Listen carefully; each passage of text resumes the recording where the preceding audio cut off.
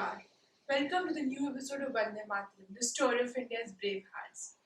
Birsa Munda was an Indian freedom fighter and a tribal leader who revolted against the British rule. He was a visionary who played a crucial role in liberation of his community, the tribal people, who were exposed to persistent dominance by the British exploitative policies and atrocities. He was born on November 15th, 1875, in Kunti, Jharkhand. His family belonged to the ethnic tribal community known as the Munda and moved from one place to another before settling in Jharkhand, where he spent his early childhood. From an early age, he developed an interest in playing the flute. Due to poverty, he was taken to his maternal uncle's village, where he lived for 2 years. He also accompanied his mother's younger sister, Johnny, to her new home in Khatanga after her marriage. He received his early education from a school at Salga. Being a sharp student, he was persuaded by Jaipal Nag to attend German mission school. Therefore, he was converted to Christianity as Birsa David and got enrolled in the school. He studied for a few years before opting out. From 1886 to 1890, his family resided at Chaibasa, a place which came under the influence of the Sardar's activities. He was influenced through the activities and was encouraged to support the anti-government movement.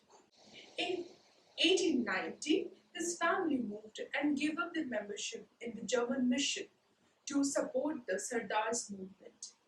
Later, he involved himself in the popular movement against the unjust laws enforced upon the traditional rights of the Mundas in the protected forest in the Horhat area.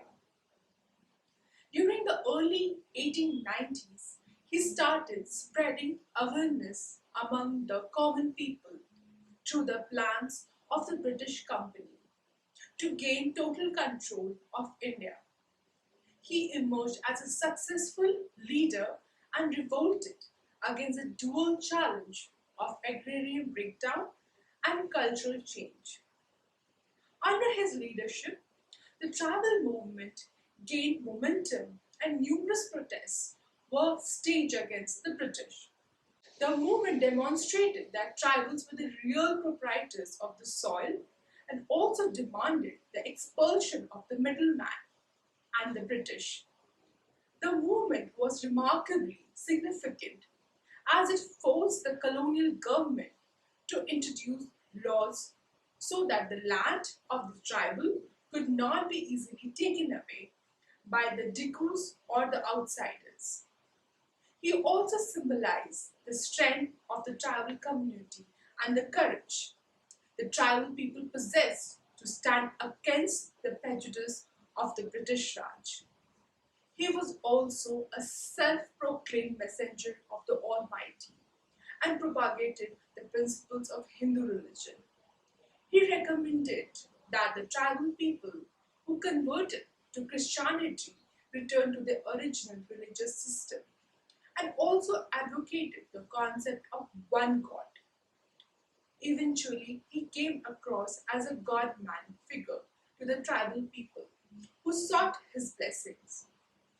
On March 3rd, 1900, he was arrested along with his tribal guerrilla army by the British troop in the Jamkopai forest, Chakradarpur. On June 9, 1900, he died at the age of 25 in Ranchi jail, where he was imprisoned. British government declared that he died of cholera. He showed no symptoms of the disease, fueling rumors that he might have been poisoned. To honor this revolutionary, a number of institutes, colleges, and places have been named after him.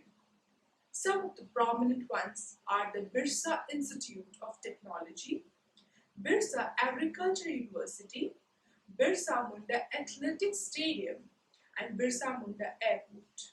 Thank you. Namaskar.